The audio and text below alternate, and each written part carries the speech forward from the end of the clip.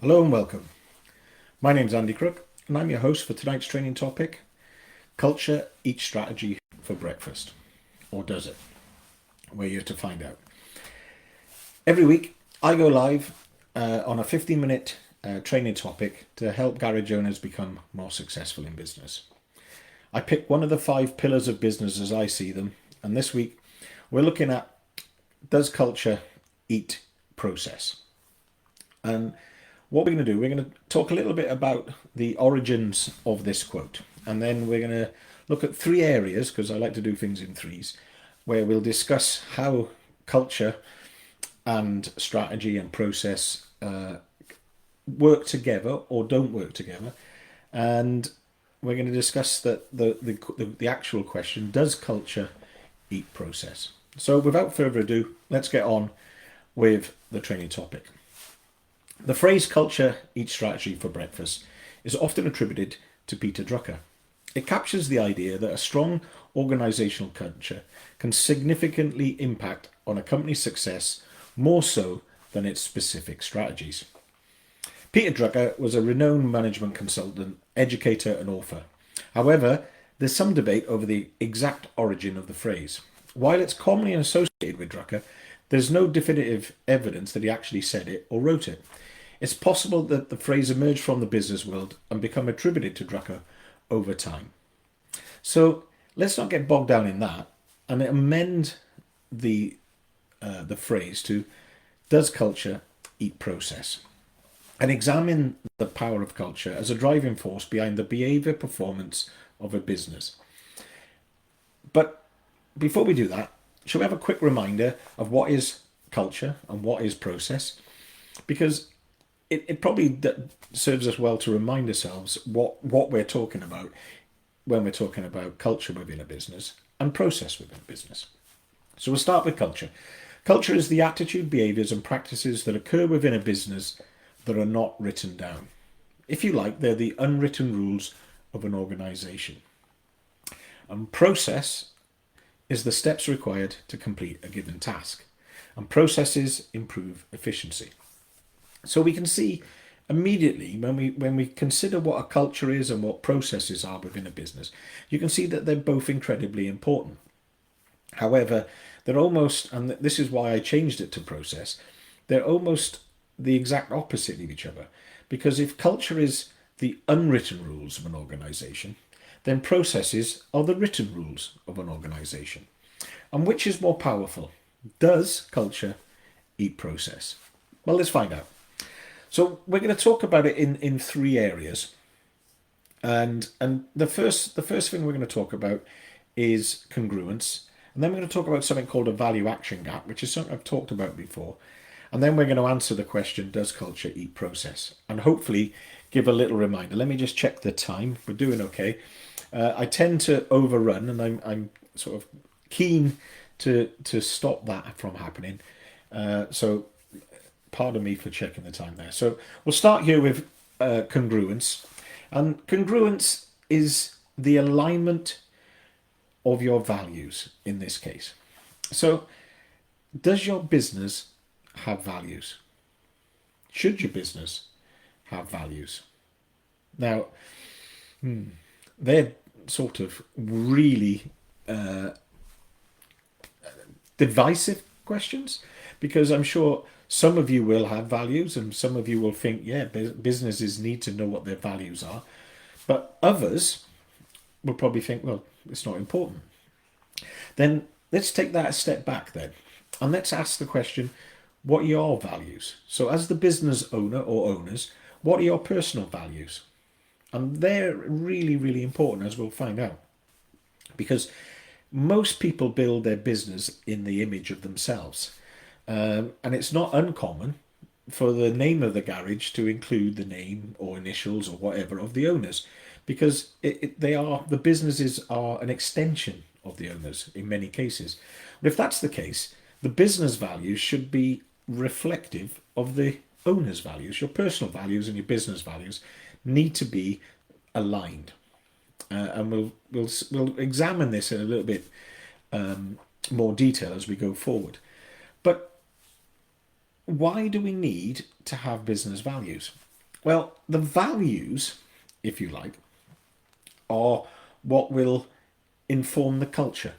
The values are the basis which the culture will be built, because the culture is the attitude and behaviours of, of within the business, the unwritten rules, as we said. Now, think of it like this: we've all entered a business, doesn't matter what it is, a shop, a cafe, a garage, whatever, and we immediately know whether or not we feel comfortable.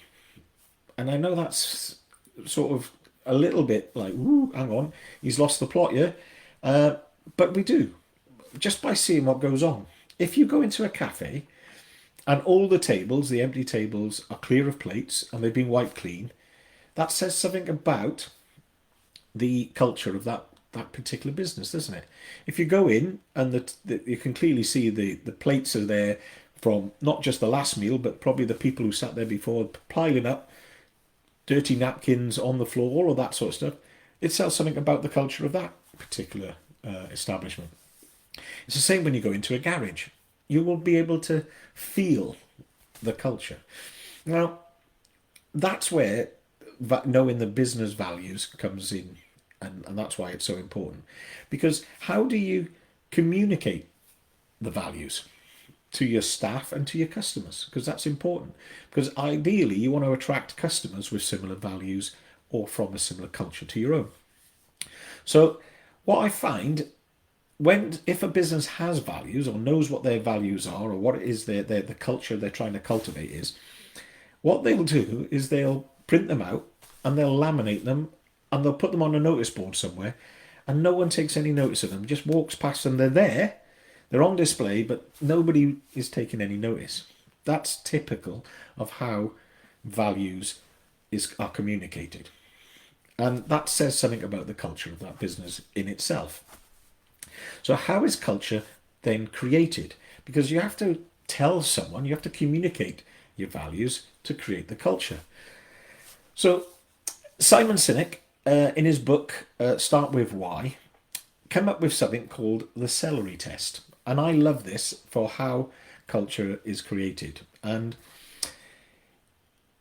the example he gives in the celery test, so let's say the business values or the values of the owner of the business are healthy eating, and this particular business is all about being healthy, looking after yourself, etc., etc. They're the values of that business. And the celery test is this: so that business is in a bit of strife, and they've gone to two different coaches or mentors for that business. And the one coach says, "Oh yeah, we've seen this problem many times before, and the answer to your problem is a chocolate digestive biscuit." But the other expert says, "The answer to your problem is celery." So you rush to the supermarket, and if you know whether or not you're passing the celery test, is basically this: when you look in your basket, do you have chocolate digestives or celery or both in your basket? Now, if you are truly aligned and congruent with your values, yeah, you will only have the celery in your basket, because that's what you believe to be congruent with your values. And if you have the chocolate digestives, you've probably got something what we call a value action gap. So what is that? Well, a value action gap is a phenomenon in which an organization's stated values and beliefs do not align with the actual behaviors and actions of its members. So in this case, if you'd put the chocolate digestives in the basket, hoping for a quick fix for the problems you had within the business, at that point, that will result in a value action gap. So that's what we're talking about here. And obviously Simon Sinek called it the celery test because it obviously not for everyone. It won't be celery, but are the actions and behaviours within your business actually in alignment with the values of that business or the culture that you're trying to cultivate? So it's obvious if you ask someone what the values in their business are, they're probably going to come up with words like honesty, integrity, trust. but they're givens in business. Every business should be honest, every business should act with integrity, and every business should be trustworthy. I know they're not always the case, but they should be, shouldn't they?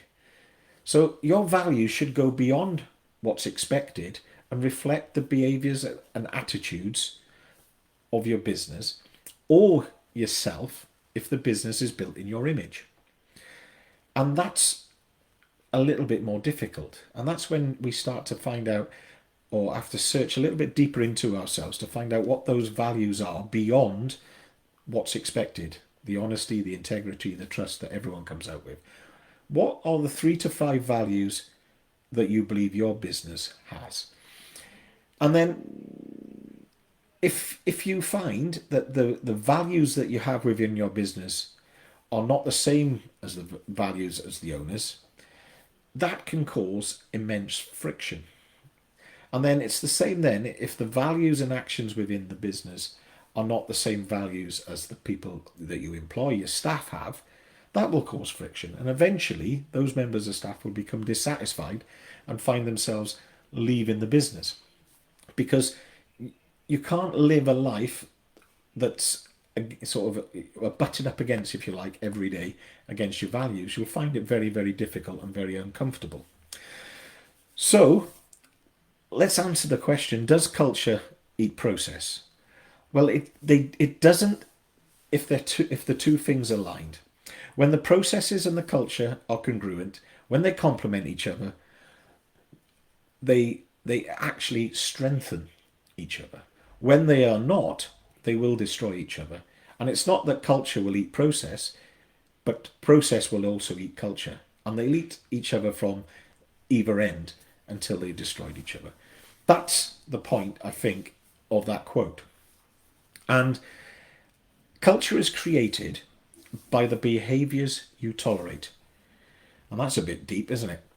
But if you tolerate bad behaviour, people will learn that they can get away with it. That doesn't mean you have to be a nasty boss or anything like that. But if you need to create a culture of that's open and honest feedback and make sure that it always goes both ways. So as the business owner, you can receive open and honest feedback, but you can also give it. And the employees, your members of staff, will receive it in good faith. That's how you start to foster a good culture, and that's how you create it. And it's not about writing down your values, as we'll come to see in a second. The culture is communicated by the behaviours you exhibit. So you ask yourself this question: are you the living, breathing embodiment of your values and your business values? Does everything you do pass the celery test? Obviously, it won't be celery, but what are those values? And is everything you do pass that test? So if you think about whatever your value is, does every behaviour you do, will it be the celery or the chocolate digestive, for example? So we're just about out of time, but I'd like to give an example of what I'm talking about here, so it makes a little bit more sense. So imagine in your business a vehicle comes in and it gets damaged while it's in the workshop, and the member of staff that damaged it is too scared to tell you that they've damaged it. So no one says anything. It doesn't get reported back up the chain. The vehicle goes back to the customer, and the customer comes in and complains that the vehicle's been damaged. That could be the normal behaviour in a business where the culture is very closed, where people get away with, bad behaviour. But if that was in a business where the culture was one of honesty, which we said is a basic, if you like, a given within business, and one with an open and honest culture of feedback, that member of staff should have felt comfortable to have reported it. You would have felt comfortable then reporting it to the customer and done the right thing by making good whatever the damage was. So that's an example of whereby you can see how the culture within a business, if you've got a closed and, shall we say, a damaging culture as opposed to an open and honest culture, how that same situation will be acted on within the business. Now, if that member of staff was a open and honest and had great values and was a caring sort of person, and their values were all in that domain and not so much in the, see if we can get away with in the bad behaviour culture, that member of staff would have been absolutely guilt ridden that they hadn't reported it and felt bad for the customer. And that member of staff probably wouldn't survive in that culture. It's a bit like when we go back to the beginning, somebody who likes hygiene and clean and things being clean and tidy, working in a cafe where they're not allowed the time to go and clear the tables. That member of staff just won't last long there. Just to give you some examples. So we've probably just gone over time, so I'd like to finish, as I always do, with the atomic action, which is the one small change you can make that make a big change in your business. And it is simply this, and I heard this on a podcast earlier this week, and I wrote it down. And it just so happened that this was one of the subjects coming up, so I thought, I have to say this. So the atomic action for this week is live your values, don't laminate them, which I think is absolutely brilliant. So instead of laminating your values to communicate them to your members of staff, remember your culture is communicated by the behaviours you exhibit. Live them, don't laminate them. Thanks for listening. Catch you next time.